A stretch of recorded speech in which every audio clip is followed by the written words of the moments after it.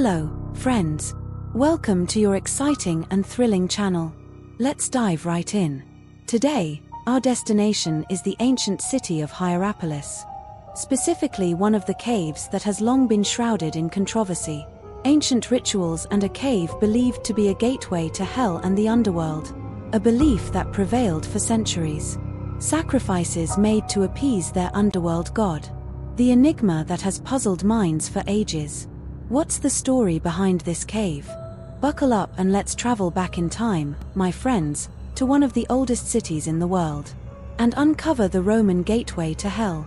If you enjoyed the video, don't forget to hit the like button and share it with your friends. Also, make sure to subscribe to the channel to stay updated with our latest content.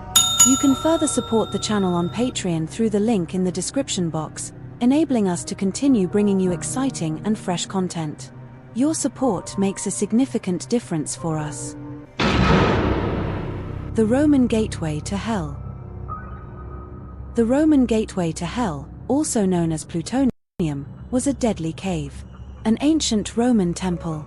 The artifacts discovered in the city formerly known as Hierapolis and now located in Pamukkale, Turkey, definitively indicate that this temple, with its square courtyard and scattered seats, was the site of events that attracted many followers and tourists, if they could be called that at the time. But what event necessitated the construction of this temple? Or rather, what was this temple built upon? The answer, according to archaeologists from the University of Salento in Italy, who were instrumental in discovering this site, is that the temple was built atop a cave. And the cave leads to a deep cavern, with its entrance serving as a gateway to the underworld according to ancient Roman historians' writings. So why did this cave gain such notoriety? Let's find out together. The platform of death.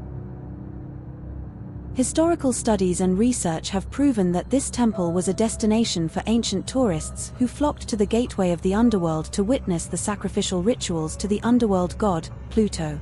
The platform of death, as scientists dubbed it, was named Plutonium, as mentioned earlier, in reference to the god of the underworld, Pluto. According to ancient Romans, Pluto would claim the lives of anyone who approached this gateway, except for the priests.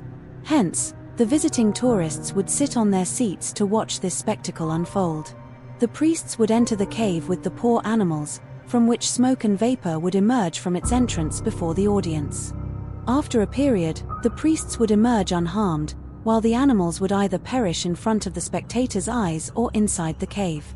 It was believed at the time that they were transitioning to the underworld. This greatly contributed to the sanctity of the priests, as they seemed immune to death. The gateway to the underworld or the gateway to hell had no effect on them. The phenomenon of the animals' death in the cave and their transition to the underworld attracted the interest of many writers and historians of that time. For example, the famous Roman author and natural historian, Pliny the Elder, mentions this phenomenon in one of his writings and refers to it as Charon. Charon was a legendary figure whose task was to ferry the souls of the dead from the river Styx to the underworld, according to ancient Roman beliefs. But now the question arises. What sparked the interest of scientists and greatly contributed to shedding light on this ancient cave among the various ancient artifacts discovered in our time, especially considering that the subject of the animal's death at the entrance and inside the cave is supposed to be ancient and concluded? The answer is truly shocking. This cave, according to many sources, is still deadly. How? That's what we'll find out in our next stop. Research and puzzle solving. According to research, studies, and discoveries published by several scientists who attempted to solve this puzzle. Notably highlighted in the Journal of Archaeology and Anthropology in February of 2018, birds passing by the cave's entrance fall dead. Moreover, inside the cave, researchers and scientists found numerous dead rats, birds, and over 70 beetles, as reported on CNN's website. Here, science began to intervene. Naturally, scientists didn't believe in the concept of the platform of death and the gateway to hell. However, there had to be a reason for what had occurred in past centuries and still occurs to this day. After extensive research and study, a satisfactory answer was reached. The cause of this vapor, which was once considered sacred, and the reason behind the mass deaths of these animals was found to be purely geological. This phenomenon, as Strabo, one of the world's most prominent geographers, mentioned in his writings, is that any animal passing through the cave would meet its demise instantly. Bulls would drop dead automatically, and birds thrown into it would gasp their last breath and perish immediately. Strabo literally added, in his attempt to explain the phenomenon, that the space is filled with dense foggy vapor that prevents one from seeing the ground. So, the cave is filled with a gas, in our current terms, a toxic gas that kills living beings, according to Strabo.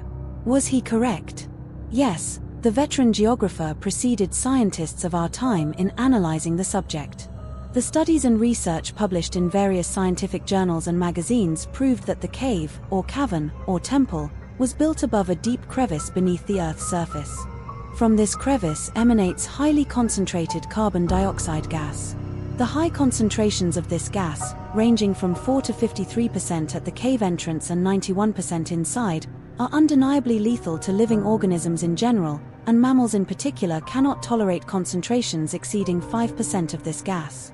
Therefore, the death of animals, birds, bulls, and others is a natural and definitive consequence of the gas's density at the cave entrance and inside.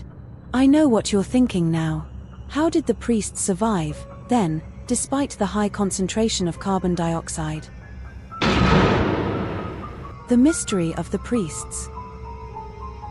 If we turn to our friend Strabo, he too pondered over this and narrowed it down to two options. Either the priests were truly protected and had divine connection, or they simply held their breath. However, modern scientists and recent studies have provided a more logical explanation. Studies have indicated that carbon dioxide gas is heavier than oxygen and therefore settles at the bottom. With such density and concentration, it formed what resembled a toxic lake. But why the animals and not the priests? Height plays a role here. According to Fans and his colleagues, the toxic gas lake was at the height of the animals' nostrils, so they inhaled the toxic gas directly and died. The priests, on the other hand, stood above it and did not directly inhale the gas. Fans also, in an interview with CNN, mentioned that the priests were aware of the gas and knew that its concentration changed with time. Thus, they scheduled the sacrifices accordingly to ensure their safety. Despite the scientific explanation for what happened and is happening, the Roman gateway to hell and its deadly cave remain among the archaeological sites that tell us much about ancient times and the beliefs of that era, encompassing myths and falsehoods.